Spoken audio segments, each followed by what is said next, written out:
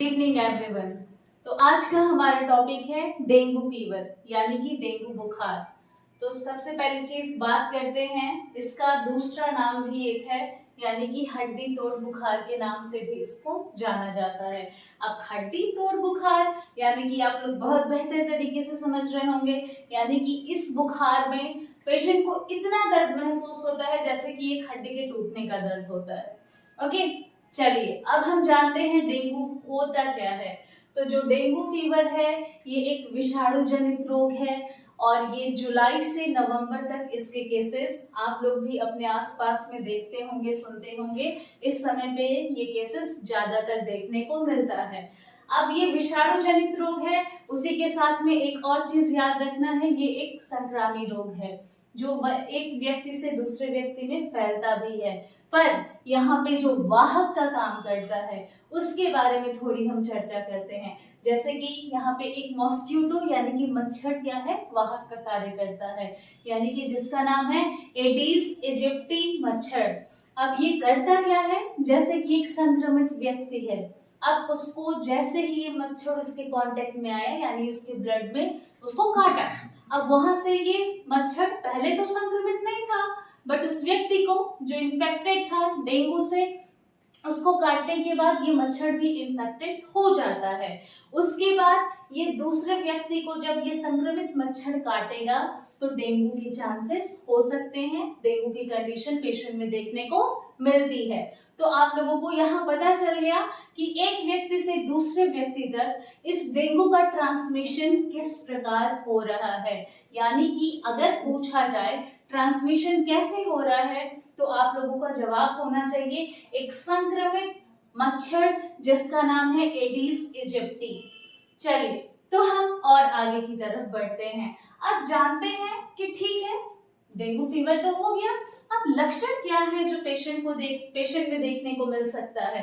तो अभी सबसे पहले हम बात करते हैं शुरुआती लक्षण। तो जो मच्छर है उसके काटने के बाद पेशेंट को 2 से 4 दिन के बीच में कुछ लक्षण हैं जो देखने को मिल सकते हैं, जिसके बारे में अब हम चर्चा करेंगे। जैसे कि सबसे पहले पेशेंट को हाई ग्रेड फीवर होगा, यानी कि बहुत तेज बुखार आएगा, जैसे कि 104 डिग्री तक बुखार पहुंच सकता है, जिसमें पेशेंट बार बार कंप्लेन करेगा कि उसको बहुत ज्यादा बॉडी पेन हो रहा है, यानी कि शरीर में दर्द है। आगे चले और तो यहाँ पे पेशेंट को बहुत सीवियर हेडेक होता है, यानी कि सिर में दर्द होना, वो भी बहुत तेज होना। और आगे चलते हैं तो मैंने आप लोगों को शुरुआत में बताया था कि इसको हड्डी तोड़ बुखार के नाम से जाना जाता है, यानी कि जो जॉइंट पेन है, जो जोड़ों का दर्द है, वो बहुत ज्यादा उस व्यक्ति में जिसको उस मॉस्क्यूटो ने काटा है उसमें जोड़ में दर्द देखने को मिल सकता है। थोड़ा और हम आगे चलते हैं तो पेशेंट की जो त्वचा है यानी कि स्किन पे रैशेस देखने को मिलेंगे, लालिमा लिए हुए छोटे छोटे दाने पेशेंट के शरीर में देखने को मिल सकता है।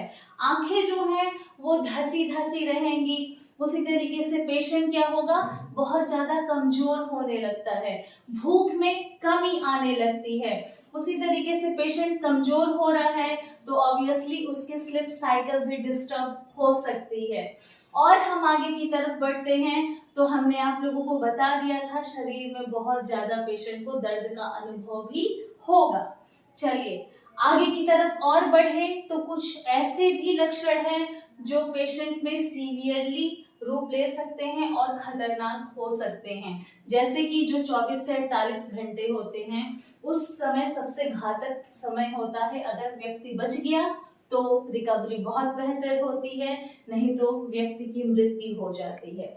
जैसे हम यहाँ पे समझते हैं तो रक्त स्त्राव होने लगता है, यानी कि या तो एक्सटर्नल ब्लीडिंग, जैसे कि शुरुआती दौर के कुछ दिनों बाद में पेशेंट कंप्लेन कर सकता है कि नाक से ब्लीडिंग हो रही है, रक्त स्त्राव नाक से हो रहा है या मसूड़ों से हो रहा है। पर जब कंडीशन सीवियर होती जाती है तो पेशेंट्स को इंटरनल ऑर्गन से भी ब्लीडिंग हो सकती है, यानी कि रक्त का स्त्राव होना उस समय पे सबसे ये घातक रूप लिया हुआ होता है। उसी के साथ अब यहाँ पे हमने लक्षण को कंप्लीट किया। आपको बता दिया लक्षण में, और व्यक्ति को शॉक भी लग सकता है, इस चीज को जरूर याद रखना है सीवियर कंडीशन में। तो आज आप लोगों ने डेंगू के बारे में समझा, ट्रांसमिशन कैसे हो रहा है और क्या क्या लक्षण उस व्यक्ति में देखने को मिल रहे हैं। अब इसके आगे हम कंटिन्यू कल की क्लास में करते हैं। आज के लिए इतना ही, धन्यवाद।